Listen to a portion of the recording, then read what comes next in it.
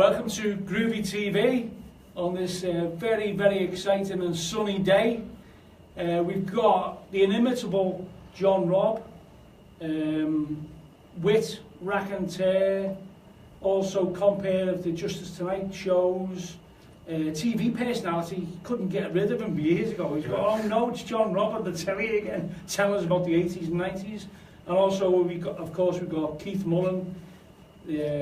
Helping John out. Yeah, so John, I mean, you've had a long and varied career. Who's going to win the Grand National? Well, I was talking about this before, and I was saying it's been a long time. The horses in. It's a random race, isn't it? I remember like years ago you couldn't pick the winner because the horses used to break their legs all the time, didn't they? Luckily, you're missing out on the city centre. I know you've had a problem with the trains coming over here. You had a broken seat, but no horses. Yeah, the broken seat, which is not great. No, but they don't like you to put your feet on the seats, but the seats are so broken you couldn't put your feet on them anyway. That's a state of play. Stick with the floor. I take it as a northerner, as an insult that we have the worst train in Britain that joins the two great cities, Manchester and Liverpool. We should have the best train, shouldn't we? I think we should. Yeah, well, seeing as we had the first passenger. I don't like taking second best just because I'm a northerner. And we had the best canal. Canal's actually worse condition than Road. I think so, I thought the canal was Canals are controversial. Canals are controversial. You don't want to get into canals. Isn't that how we Manchester stole Liverpool's port, wasn't it? There's an element of that. There's an element of truth to that. But I think it does go back to the Industrial Revolution, apparently. Well, and a few other things. Well, but I'm not actually from Manchester. You're associated with Manchester. I am. I've lived in Manchester longer than I lived in Blackpool, but I'm actually from Blackpool. You're actually from Blackpool, yeah. And I'm actually quite proud of that. Yeah. In a weird, kind of way, and you would be, yeah. It's looking pretty run down, Blackpool now, though, is it? Do you feel like? It's not like, I like Brighton. Brighton's a good place, but it's spoiled, and everything's spoiled there. If they want something, they get it. If they want a new tower, they get it. But Blackpool, if they want some paint to paint something, they have to get their knees and get it, don't they? It's looking a bit worn, isn't it? It is. We're going to do a museum now. I'm involved in a museum project. Oh, are you? Blackpool. Yeah. In Blackpool? Yeah, it'd be great. I do all music stuff. Museum of Rock or something? Well, both sides. Well, I said that because I remember when we were kids, and this is Blackpool. We went on a school trip to the rock factory. And they made rock at the bottom of the road for our school. In Manchester, you go to Cotton Mill, Liverpool, the harbour, the docks, and Blackpool. We went to where they made rock. I remember a kid. There was a big pot of this stuff like bubbling up. It was like bright pink. And when you're a kid, that was amazing. This kid put his finger in to scoop it up, and it's about 150 degrees and burned his finger. And I still remember how bad it smelled as well. It smelled horrible. Rock looks really good, doesn't it? But it's horrible, isn't it? Well, I wasn't a big fan. Yeah. And they always had those weird little pictures. Candy floss was a bit overrated as well. Candy floss was. Well, do you remember Rock always had the little picture? He always had a picture of like Blackpool from the 1930s in it. I think they take the picture, but then I realised Blackpool still until the 1930s. So what made you move to Manchester? Was it because of music? Was it? Well, we couldn't get any pubs. In the end, in the summer, they wouldn't let you anywhere because you put the holidaymakers off by your mode of outfit. We used to have a club and put gigs on, and then they shut that down. There's just nowhere to go. So you mean the Mohican? And the general demeanour. It's not strictly Mohican, is it? Isn't it? No, I'll say okay. What is it then? Native American, is it? Don't give me a name. Was it George Harrison called his hair Arthur in the 1964 press conference? So let's say it's like that. So it's called Arthur. Right. You know, they said, "Hey man, what's your hair called?" Okay, so when did Arthur appear? Was it Jordan, punk rock? Tragic, isn't it? It's been roughly the same outfit and clothes for about 38 years now. I didn't want to mention that. It doesn't change much. But it used to be an Oxfam jacket, but now I've got this off the internet for about £40. But you used to go to Oxfam and get jackets like this for about 10p. The D-Mob suits, which are great, weren't they? But getting a pair of black drain pipes is so difficult. Funny enough, I was interviewing Johnny Marr for a book I'm writing at the week, and he used to manage X-Clothes in Manchester, which is like kind of the gothic kind of shop. It's the only place you get like black drain pipe trousers, and I remember him from there. And I thought, God. So was Johnny Marr a bit of a goth, was he? Or? No, but he's into rock and roll. Johnny Thunders, Johnson's in London, that 50s look. But he likes a lot of that stuff as well, because Johnny's. I don't know if you ever met Johnny or spoke to him, but he knows music inside out, which is an amazing person to speak about music. So he'll love Bauhaus at the same time as the monochrome set, and he just likes everything. A bit like I do as well. I like a lot of music, I know why I like it.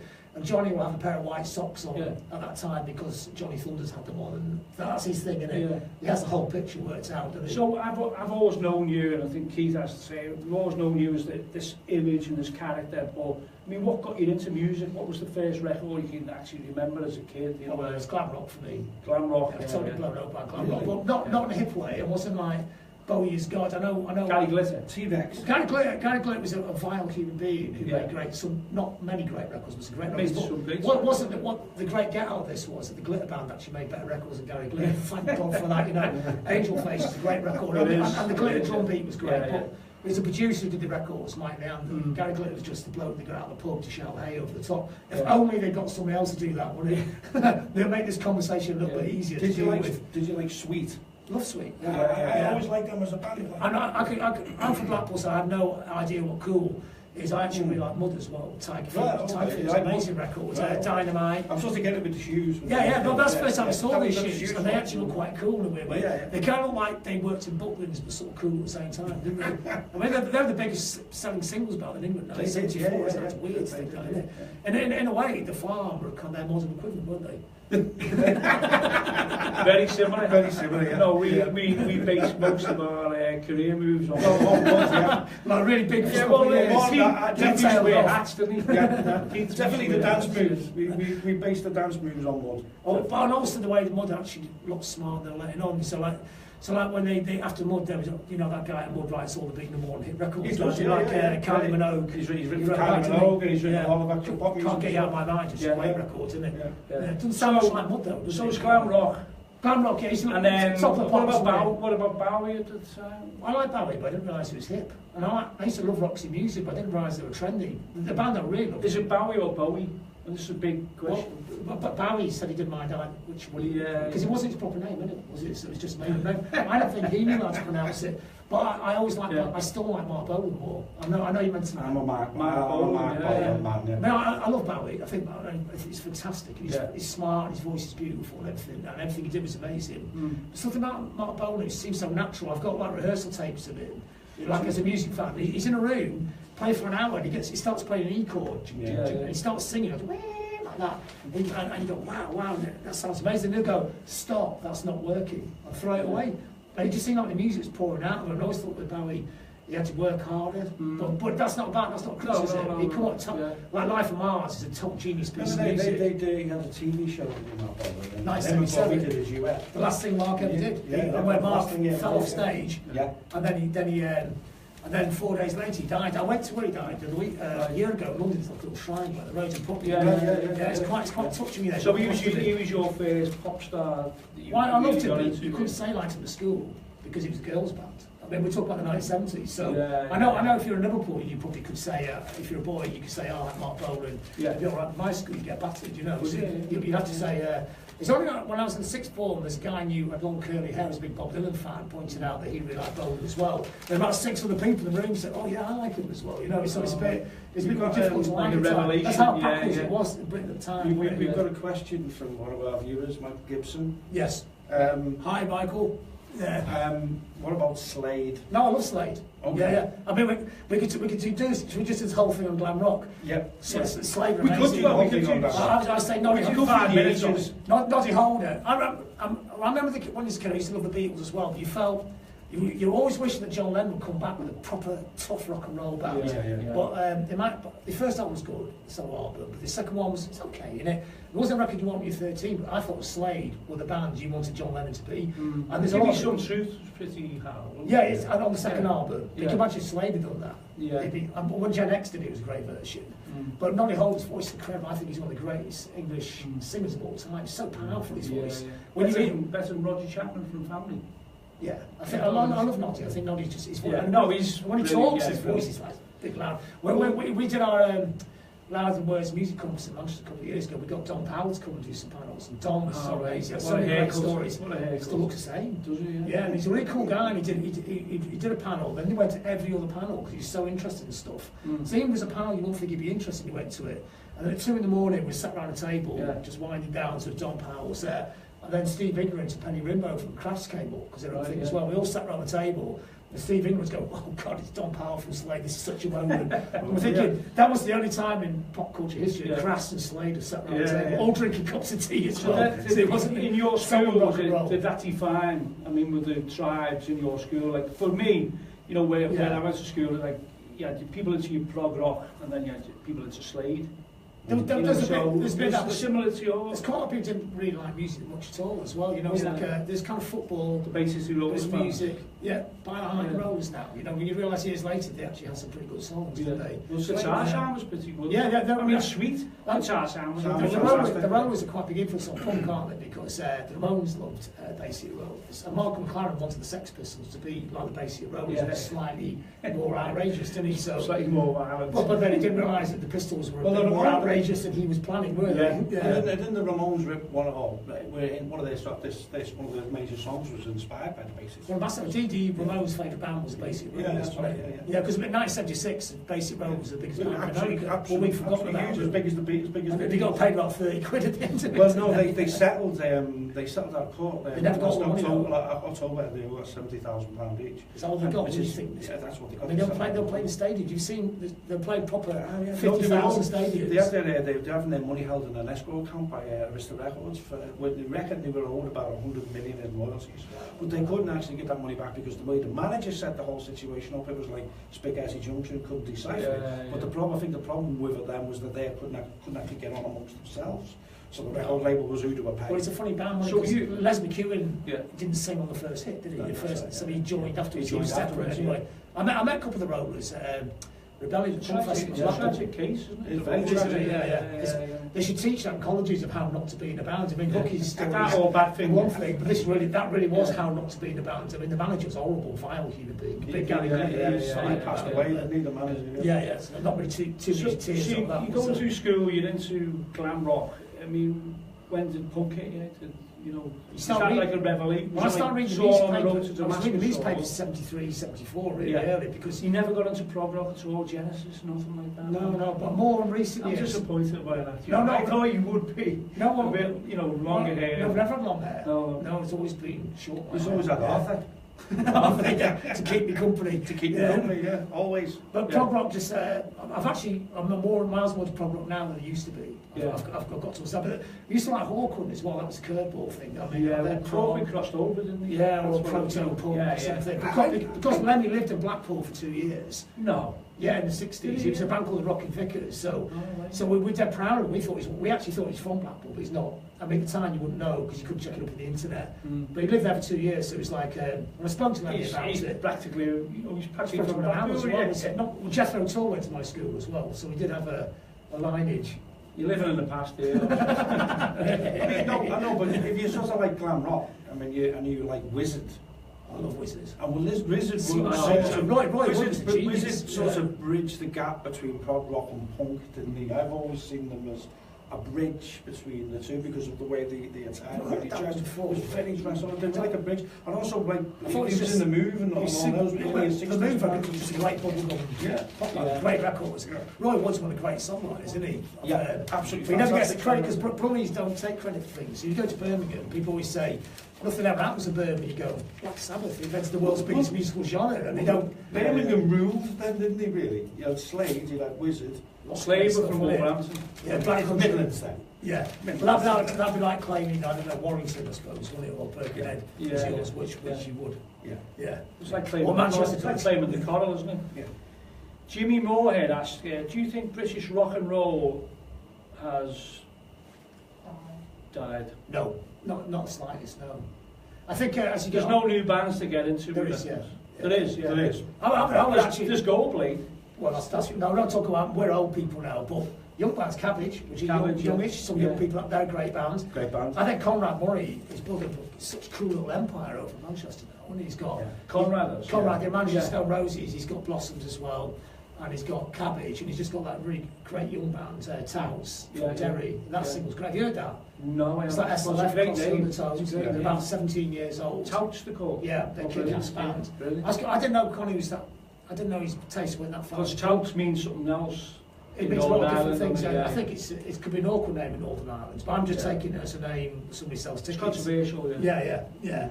They're so young, they probably don't realise the connotations. But the record is amazing, isn't it? No, you check it out, it's great. Yeah, we'll do. Check it out, viewers. Yeah, it's really good. Yeah. What is it called? What's it called?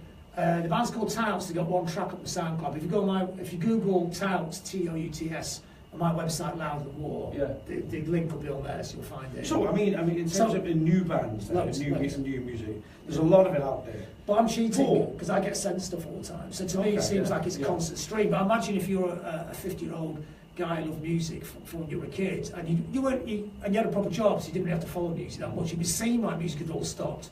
It's actually ongoing, so it's always I mean, obviously the band's there and the music is there, but if you sort of look at the album charts or songs and pieces, who looks at charts? I know, but what I'm saying is, if you look at the album charts, which is what we used to measure things. We used to, but it doesn't matter. We don't anymore. Now, well, like last week, the top 20, there was only one band in the album charts. Yeah, but a lot of them was but that's what I measure the charts. The charts in the 70s were the barometer. They were measured upon not the culture. barometer anymore. They're not anymore. It doesn't matter now. You go to gigs, you go to Manchester Academy 1, which is 2,500. Slaves will sell that out. You know, Yeah. I mean, you get a band who's number 6 in the charts, they probably get 100 people. So it's different now. It totally is. You know, if you had a number 1 in the 70s, that meant everything. Whereas number 1 now means nothing. It does. You know? But you still get good pop records. That's a different argument, isn't it? Yeah. Well, there's still loads of bands, so don't panic. It's still out there. Yeah. I've just been in panic, people. You hear I've just been in Estonia to a music showcase event. And Estonia? Yeah, there's loads of great Russian bands playing, and I just think, wow. Yeah. There's a 4-piece girl band from Moscow called Lucid Fox. Right. And they're amazing, like psychedelic crowd rock, but really good at it. I think in a year's time, something could be happening there, you know, coming over from that. So, but I'm lucky because I get to see this stuff all the time. People know and check it out, so see it all the time. And people, they'll send you stuff, and they want to get on the Louder Than War website. Yeah, we're usually the idiots to write about them first. We never hear from them again. So, going back to your love of like glam rock and that, what was there a Saul on the Road to Damascus period where you just went to punk rock, that's the future, or was it a gradual process? This is Blackpool again in '76. The only place to hang out was ice skating. This is so you would have been, what, 15 then? 15, and they used to play all the punk records that had ever been released in ice skate December. The ice skate thing, so they play all 3 of them. So it was like Ramones down to Pistols and just wind up back, so I'm presuming you ice skated badly. Yeah, but it's the only place to go. I just can't imagine you with ice skates on, you know. And I don't know like that then. It'd be like flare trousers then. When it did,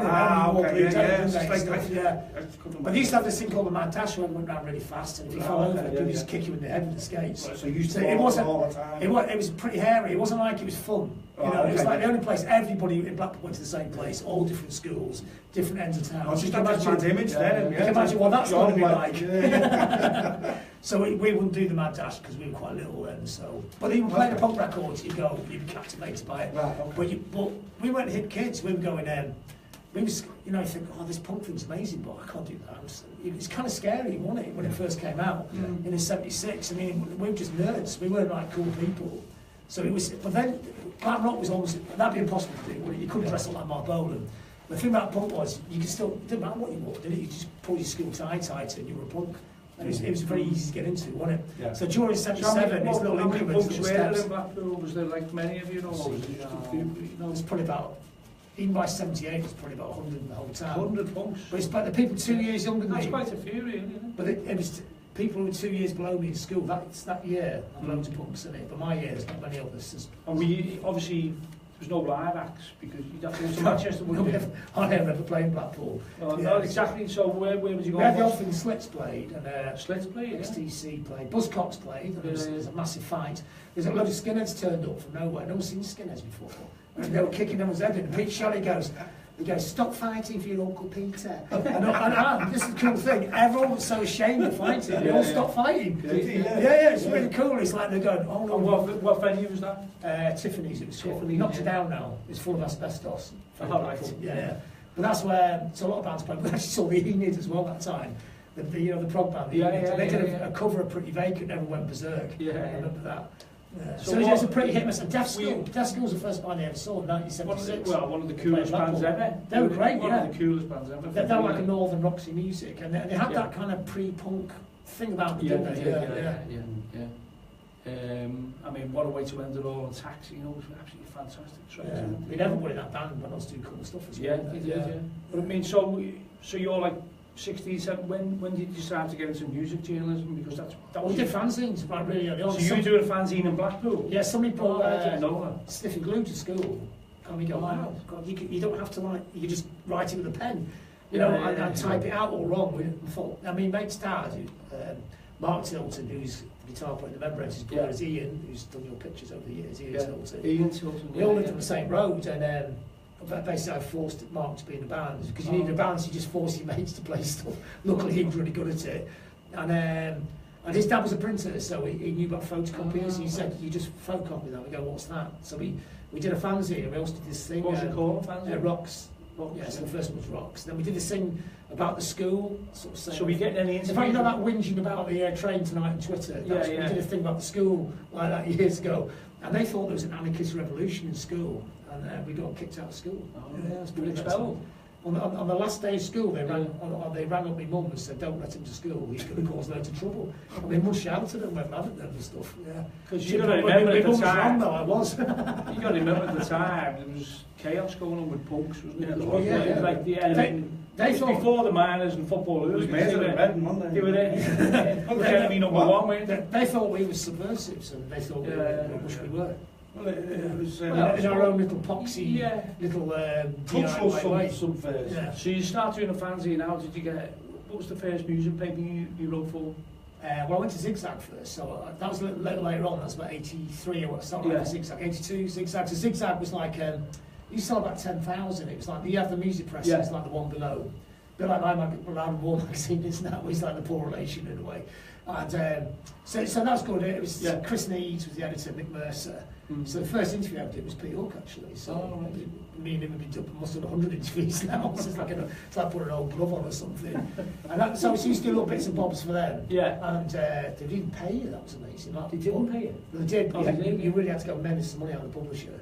Because in them days people did have money, but they just didn't want to give it to you. Whereas now, no one's got any money. And then I went to Sounds because this is how it happened. James Brown's right for Sounds.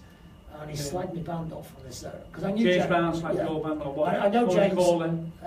Oh, that was the Membranes then. It's a Membranes. We did a gig in Manchester. I know James is 14. He turned up at a gig in Leeds, and it doesn't mean you have to give us good reviews, but I just sent him a letter and said, "Oh well." So there's a couple of things in there. I don't mind slagging me off, but there's a couple of things there that you got it wrong. Yeah. So it's okay, but I don't want to correct it. Don't bother. But he said, "I'm sorry about that. I'll get you on the paper." And that's how pathetic it was getting on the paper. Yeah. So because we were actually saying we don't want to write for the music press, we want to stay on the outsides, but then it was too. But then you got it in. Got on the inside, and then, because you can write about what you want to get paid for it. Because I had no money at all. So that was good. The Sounds was great. So you were doing Sounds, live reviews, was it? Yeah, starting on live reviews. Then so features. Can you ever remember which they're the live reviews I did, which I was happy with, or? Well, I like doing live. I still like doing live. But where were you doing them in Manchester? Manchester. That was a she'd moved to Manchester. 84 we moved to Manchester. Yeah. So I got Sounds in 86, I think it was. Yeah. So I'd be going to gigs every night anyway. So it was easy to do, you know. In them days, you write them out by hand sometimes and post them because you didn't have a typewriter.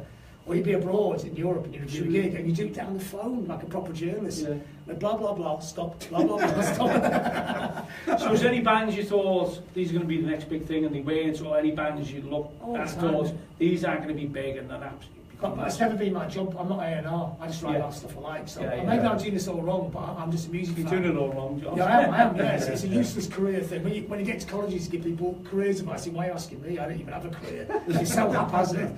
But I just write about stuff I like. So I did the first Nirvana interview in the world ever. Because they just had a book of all their interviews. Was it ever true? No. He claimed it was. But you don't really noise it. So I beat him to it. But I didn't realise, I didn't think they're going to be massive. I just realised. And where did you get that interview? I did on the phone. The phone was his house. But you'd heard the records? Yeah, because my mate had the record a month before he came out in his record shop. And they were stood in the shop, and I remember them playing them, and he goes, "Oh, subplot, this is not good." You know, Money's great, Tad's great, but Nirvana, that's not happening. I was going, "This is amazing. Listen to his voice." It's like, it reminds me of Noddy Holder, actually, isn't it? You know, because you had that 11 times 10 thing in his voice. Because now, of course, that sounds ridiculous, but at the time, there's a record of a band with a fuzzy picture on the front. You couldn't tell what they were like. But it turns out then he was a massive Beatles fan, so obviously there was a Lennon thing in his voice. You know. So I love that record. So I got the phone number off the press agent, ran the house up and spoke to his mum, and then she goes, I can remember now, she goes, "Kurt?" You had to come down the stairs, answer the phone. There's some bloke from Blackpool on the phone. And what was that like? I mean, because obviously... Well, just it's a kid in a new band, so it's like, you know, the questions are like, you know, how, you know, where'd you get the name from, that kind of shit. What else can you ask? Have you ever heard of Blackpool? Yeah. Do you like rock? And then about 8 months later or something, we went out to New York, and they did their first tour of America. and we stayed with them. But this is typical Sounds. You didn't get hotels. At NME always had hotels, didn't they? Yeah. We always had to sleep the money. We had to share the floor with the bands, but in the end, we spent 3 days in this room about the size of this room. We're tired with big fat guys, taking half the room, and us and Nirvana all back to back on 400 degrees in New York. You've slept with Nirvana? In a sense, yeah. Okay. So we hung out with them for days on end. What year would that be? I think it was 88. It's like, 88. Yeah, 18 months before. It was the first tour, and they played Maxwell's Hoboken. It's about 10 people at the gig. Yeah. And I was going, oh, these are amazing. I remember there's a girl there from Virgin in France, and we just chat to her, and she's going, this would be the biggest band in the world. And we're going, yes, they're going to be really big. You know what? I could see them being as big as Sonic Youth. Because that was the ceiling then. You couldn't get past that music. I said, they could even sell 20,000 records. That's all the Bottle Surfers, because they've done quite well. You think they could actually play to 400 people a night. Top of the inches, yeah. You know what I mean? And then that gig is on YouTube. I seen it the week. And it looks like it's packed, but it wasn't packed. It's very dark and shadows. But there's a front row, about 10 people watching. Skillful. They trashed all skillful the gear, lighting. and he stuck the guitars through the roof. It was an amazing gig. God, they were good live, So we hung out with them 3 days. And Ian Tone got run over by a bus as we were going to CBGB's. And the photographer? He broke his leg, he had to go to hospital. And he said, I remember them in hospital, the doctor was actually quite nice, going on, blah, blah, blah, leg. And he goes, have you ever used crutches? And he goes, never used crutches. He goes, you're going to have to learn, man, there's no beds in here. It's America, So they strapped his leg up, we had to carry him back to the flat, up 3 flights of stairs, and Nirvana going out getting cheese sandwiches for 2 days. And then we had to fly back on the plane. He got the seat, the seat in the front, you get your leg out like that, and his leg was up like that. And things, So it's a fairly eventful trip, that. That was with Sounds. That was Sounds, And that's great. Like I say about Sounds, it's always guerrilla age because you didn't get spoiled. And I actually quite like. I felt really bad if I was reviewing a band and I had a hotel and the band was sleeping in the bus. I used to get on the floor and stuff like that, but that's a stupid punk rock. But then, obviously a lot of people might know this, but there's 3 music papers, weekly music papers, Melody Maker, Sounds, Record Mirror as well. Record Mirror, and the NME. But obviously only the NME survived out of all that. Do you think that was because Sounds were regarded as they didn't have a direction, did they, as such? Well, we did. Melody Maker were regarded as prog rock. But we sell more than. See, the figures are quite weird. They used to count their sale returns into their overall sales figure, whereas Sounds never did. And I used to say to Sounds, why don't you count your sale returns in there? Because all bands used to lie about their record sales, so why don't you lie about your sales as well? Because the advertisers stopped putting adverts there because they thought it wasn't selling enough, So, up north, Sounds outsold Melody Maker. Melody Maker's a very London paper, but in Manchester, it's quite hard to get Melody Maker in Manchester. And I quite like Melody Maker, some good writers on it, like Stubb Brothers were good, and there's a few good writers there. Messiah Price is a good writer and stuff. Even if you don't like the music you like, I don't think you ever like your bands, but if he put you down, he was doing it in a really good way, So he was a passionate music fan. And so we would sell more than because I was in Manchester, I was right top of that Manchester thing. So it's all the Manchester bands were written about First and Sounds because they're people that we're in the same rehearsal rooms with. So obviously everybody. So did you do the Bundies and the Roses before anyone else? No, because they were just before I started writing for the press. So I think James Brown had done the bass really early, or somebody else had done something you wouldn't expect to done really early. Stuart McConey did some stuff. Even somebody else was before that. Well, somebody go, God, that's a weird person to write about them. The first Rosie's thing was written by, it was the first gig they played in London. They got reviewed by Gary Johnson, remember? Remember Gary Johnson, And he loved them. He used to run them around London, take them around his parties and stuff like that. Because he thought they like The Who, didn't he? So he reviewed that gig, their first ever gig, with the supporting Pete Townsend doing the anti-heroin gig at the Moonlight 1984. And but we knew the Roses before that because they used to rehearse next door to us in Cheltenham. So we'd be in one room, and Steve Hadge used to have the keys and always turn up late. Well, I was joking about this with Hadge in the week. And they'd be in the next room, and we see him going in there, we thought, God, they look pretty tough then. So these walking around, because Ian Brown does look quite hard actually, he's got a very Buster Keaton, very straight face on him. One day I broke a string, so I had to go, God, I'm going to have to ask that mad looking band. So I went and knocked on the door, and of course they're nice, aren't they, Rosie? So they go, got a string, and you take the whole packet, because their jobs, they're going, how come you haven't got any strings? Because they thought we were like this, because we were in the top 10 indie charts there.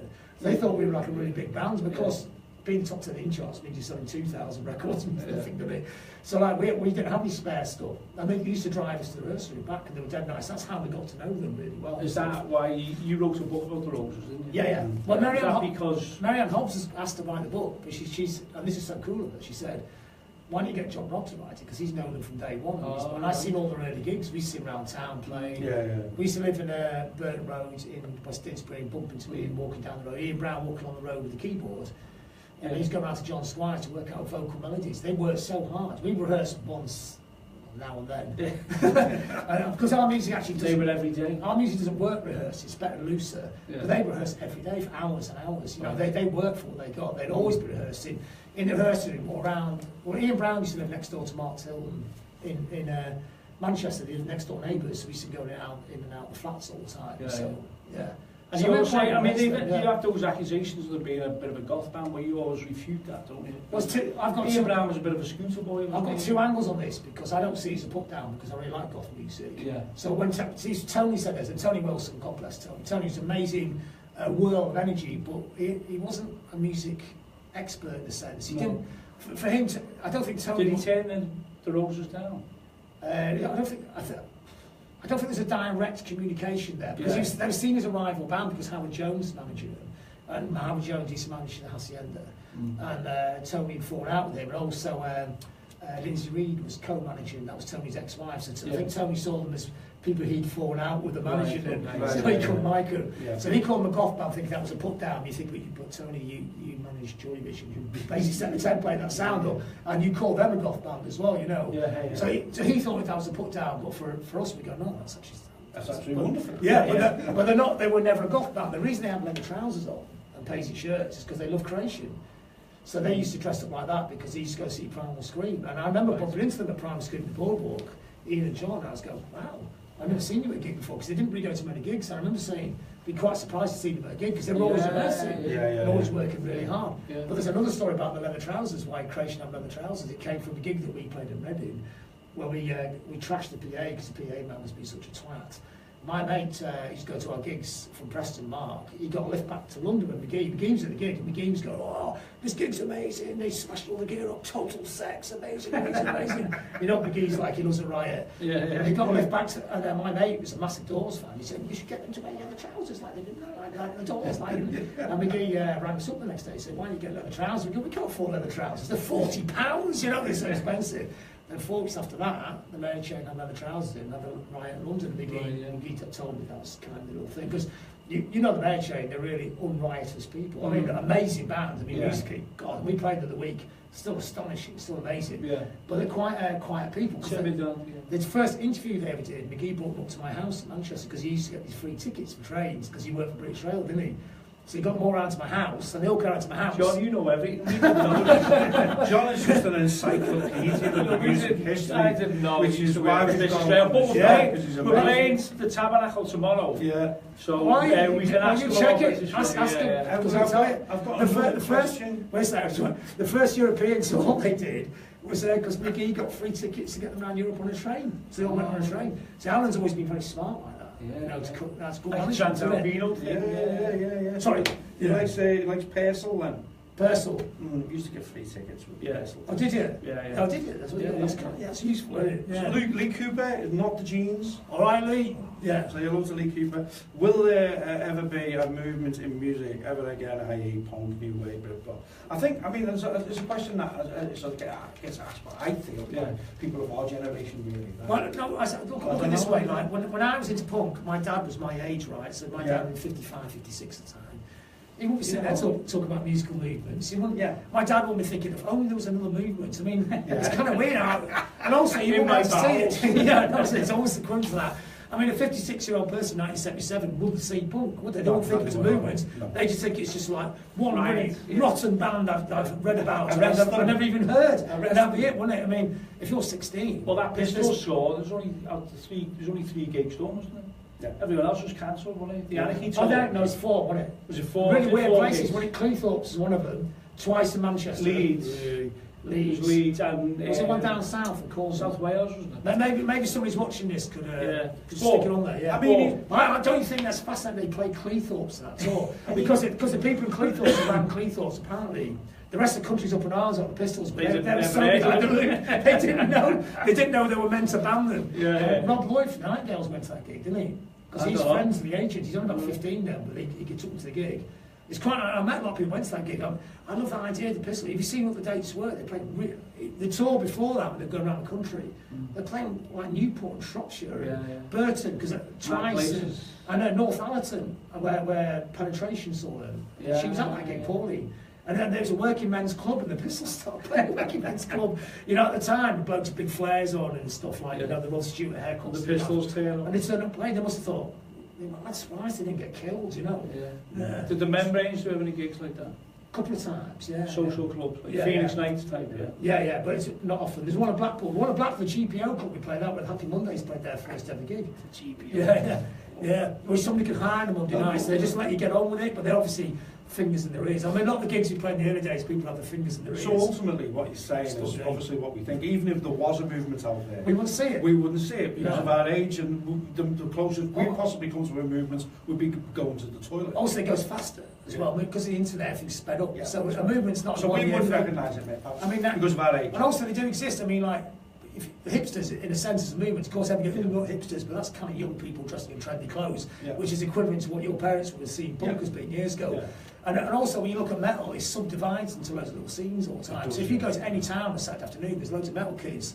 They're in a movement. I mean, you might not like that movement. You might not like the music or the clothes, but it is a movement, isn't it? Well, the fact that and also, the other thing I think is we don't really need a movement in a sense because, you know, like, everyone's got more broader taste in music now, haven't they? So the punk was great, but that weird thing where you had to be into Year Zero only into punk records. Well, it was like what Peter was mentioning before. It was amazing that sort of that time through the 80s, really, with the way weekly sorts of newspapers were like the Sounds, like the Melody Mail, like the NME, and like Record Weekly. But ultimately, that's how we got our news, really. Whereas now we get our. It's funny because you say weekly. It was so fast then. It was every week. It's like every every second now. But there were weekly newspapers that people bought. Whereas you were limited to your news. If you didn't buy them, it was Fanzines. Well, you remember the excitement. Remember the first excitement of getting your first live review and the enemy or the Sharp. It's still exciting. You know, you'd go to the shop, wouldn't you? Think, well, I'd be at the shop anyway. At 9 o'clock on Wednesday morning, I'll go in and buy all the papers and read them on the way home, walking down the street.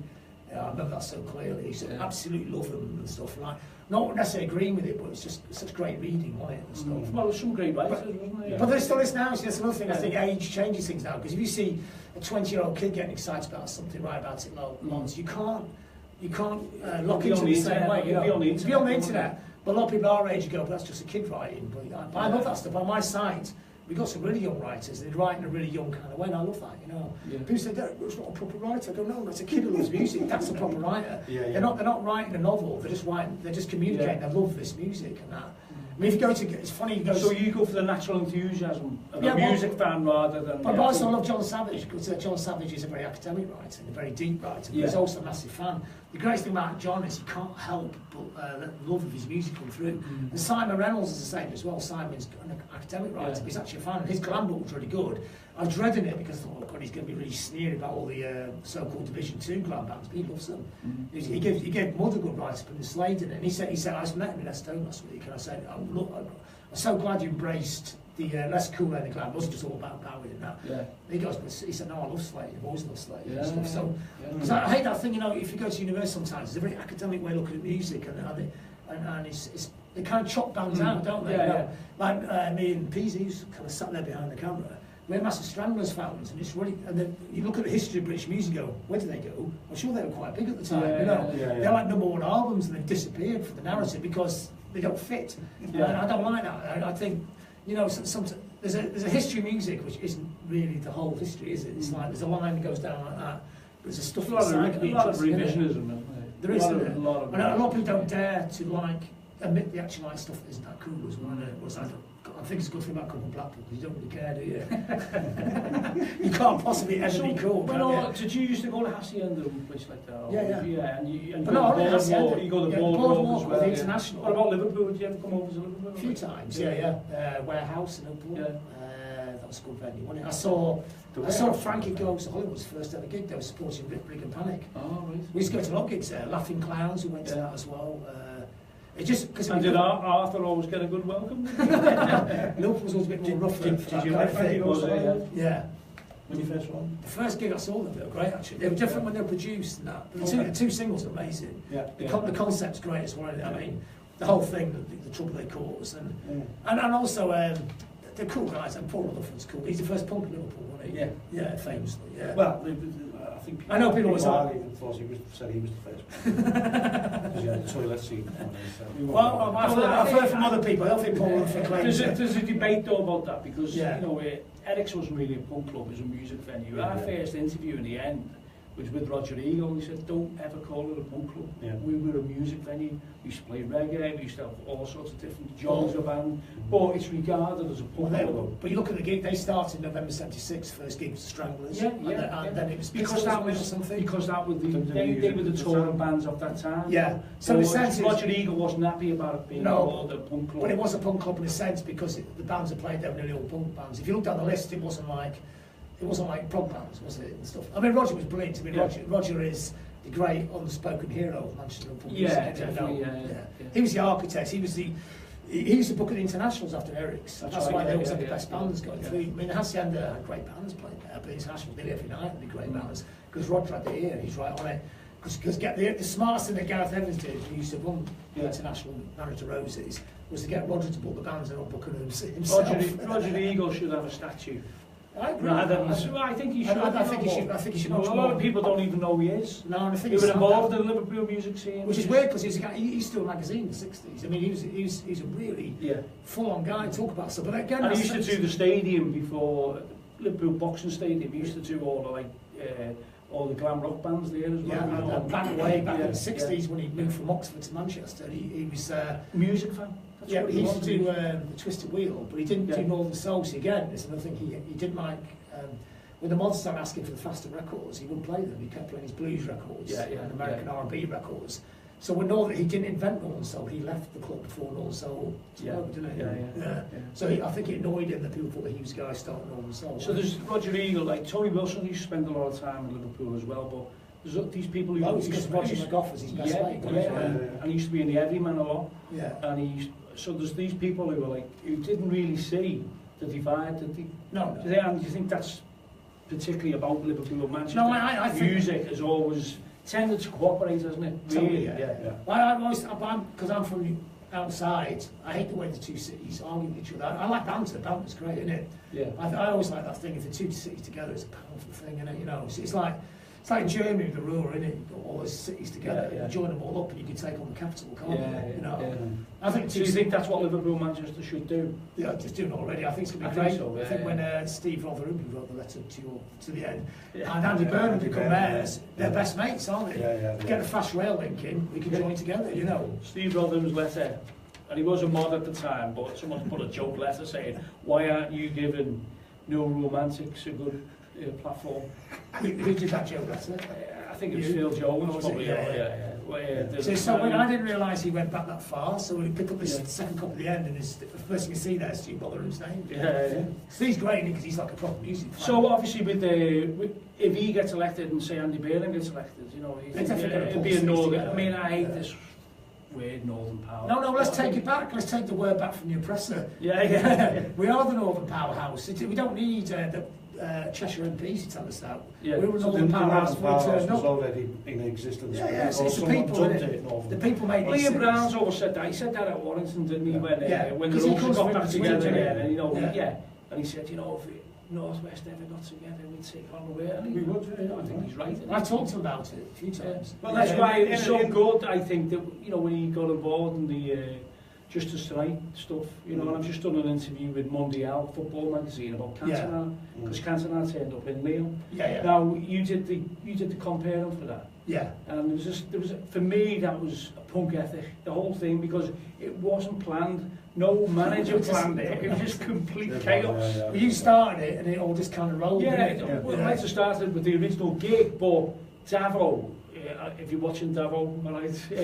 But Davo was the person who got Mick Jones involved, and then because he was roadieing for the Roses, and Davo was screaming, Davo was he was key, but then it just became. But Mick actually turning up and doing it's pretty amazing. It just became a roller coaster. But the very fact that the Roses, being associated with Manchester and Man United fans or whatever, it was just such a massive thing, and it never really got the media coverage it deserved, I think, you know. No, but it doesn't matter because people talk. We don't care. Yeah, Who cares what the Guardian thinks? It's the people at the gigs. The atmosphere of those gigs is amazing, wasn't it? You know, Yeah, it's absolutely fantastic. Well, it was amazing when you were doing Janie Jones and jumping into the audience. That was amazing. So I had to be the compere because I can't. Yeah. I'm not musically that skilled, so there's only one job left over, wasn't there? Yeah, but I think if you look at the Loud and More did like a diary of the tour, and it's an absolutely fantastic diary because you know you look back and you can't, you know, it's hard to remember. It's only 5 years ago, wasn't it? Yeah. But that. Well, it was so emotional that first gig. It certainly was. And I think there was, you know, you've got to remember that was before the Hillsborough Independent Panel report was out, before the inquest, obviously. So really, people were not taking a chance because I knew what had happened. But other groups now were taking a chance. They were putting the flag in the centre circle where they say we believe there's an injustice. And I actually asked Eric Cantona that night. I went up to him in Leo because I'd heard rumours. Oh, he's only there because he likes the Clash. So I went up to him and said, you do realise the significance of what you're doing? And he went, yeah, of course. I felt a bit embarrassed asking him, but he said, yeah, of course I do. And he said, because, you know, you get on stage with the, you know, Justice Tonight band, it's a massive statement. Yeah, it's a terrible injustice. I've read all about it, and I was just like taking it back. You can't, I mean, Cantona for football always seemed very sus, didn't he? Yeah, he was, Everyone that would come on that tour with us, they knew, I mean, they knew that the injustice that had taken place. It's like you said, people at the time were putting there's my flag, punk flag. And at the time when it wasn't necessarily I remember when to we did the first gig outside Liverpool and Cardiff, and I remember thinking, you were thinking that maybe no one's going to turn up. Because it wasn't a big story outside Liverpool, was it? No, it wasn't a big story because really the campaign, it was like, it was in the doldrums we really expected. You know? And the very fact that Mick Jones says, he comes after the Olympia gig, which was the Don't Buy the Sun gig, he comes into the cafe the next day and he went, that's why I picked up a guitar. He said, well, what do you mean to fight injustice? Oh my God. The Clash. Mick Jones wants to get involved in this. It's so perfect. It was unbelievable. The Clash songs are written That's what for that space, weren't they? There's such great versions of it. But and like I said, it was incredibly emotional gig, wasn't it? I remember doing that. I remember that first one comparing it to Liverpool. And I was thinking, everyone looked at, well, not everyone, but people going to know I'm from Manchester. They're going to think, well, what's he doing here? So I went for a little walk around the crowd and I was thinking, this could go either way. And everyone's like embracing and stuff like that. It was dead nice atmosphere and stuff like that. It was a feeling of solidarity. Is this going to be like a Liverpool-Manchester thing? But it was cool that people... it was community, wasn't it? And like music should be like a communal thing. It transcended everything, really, didn't it? You know? I'm glad you didn't stretch it out to a tour because I mean, doing Liverpool was great because it was like lifting the spirits. But to take it around the country was really. Well, we were trying to get John Bishop, but he could only do the Liverpool one. No, you couldn't do the Liverpool one. So I did do two though because there was the one in Jane's club. What's that club called? Jane Casey's place. The district. We did that, and also the initial first one. That's the Olympia. So you did two out of three, but then we had because you couldn't do one because I think you had a gig somewhere, didn't you? So John Bishop did do that in a story. I mean, probably. You know, I mean, do you look back? I mean, do you think that should be? I mean, I don't know you documented it, but do you think it should be documented as? Of course. I think it was filmed. I mean, I don't think anybody on that tour thought. You know, when the campaign was won, I don't think. It hasn't. It's been won to a certain. But I don't think anybody on that tour thought that. I don't think you would ever think you won the whole thing. No. It was the mothers, and I think when you can't. They always say in politics, don't find the mothers, you know, because they'll never give up. They're amazing, and I look at those people. They're incredible people, you know. Just normal people took on the stage and won. I think that's so inspiring. That's more punk rock than Mick playing the Clash songs, which was amazing. Just like a normal mother. Who took on the injustice and won that thing. God, it always makes. Every time I see things on telly, it makes me all misty-eyed and that. It's so powerful and emotional. What was the? We were just cheering people up, weren't we? Yeah. And what was the highlight of that tour? Would you say is like, you know, were you originally a Clash fan? Like, I love the Clash. I mean, it's all highlights. I mean, but there's a lot of great moments. I thought there was. I mean, I don't know. Getting too emotional here about it, but I thought some spirit was there, wasn't it? We talked about that with Mick, didn't we? I mean, Mick said to me one night, he said, There's another crap. Everyone does a crap Mick impression, don't they? But he goes, I've got to be careful with these songs because Joe's watching me all the time. Yeah. You know, so he couldn't just play them badly or for no reason or try and make $1 million out of them, which is fair enough. Yeah. Everyone else does, you know, you've got to get paid and that. But he took them out for nothing, but for everything at the same time, you know. Yeah. But you got to remember in the Clash that Mick was as much the soul of the band as Joe was, you know. Yeah. You know, Mick was the one who'd followed up the Hooper album when he was 14 as a little kid, and he knew that thing about looking after fans. People were like, oh, yeah, this Mick, yeah, That's Mick. cause Mick. But people always took that photo. People always think, Yeah. people always think Mick's like a rock star, but he wasn't. He was really nice, wasn't he? You know, he's got, well, he has a heart of gold. He does. It was incredible. It was an incredible journey. And he never takes it. I'm not talking about Clash songs, and I just got to be honest, Mick. I mean, you're just such a great songwriter because he is. It's not like creepy. That's just a fact, isn't it? And the guy's no. Like Joe gave me lyrics. Anybody can write songs. There are loads of lyrics. You know, take some credit, please. You know. I mean, because you know when you're a kid and people say anybody can play punk and it's dead easy, so you get a Clash record. God, it's not that easy, is it? No, it's only the modes you can learn pretty quick. Everything else is actually, it's like prog rock sped up, it's quite complex. I mean, Clash songs have minor chords in them. It took about 3 years to work out what minor chord was. But you couldn't go on the internet and find them. Now you can just look at chord shapes. It's only when somebody got the Beatles songbook, you go, what the hell's that chord? A minor? What the hell? Put you on the spot here, John, but what would you say your top 5 gigs are?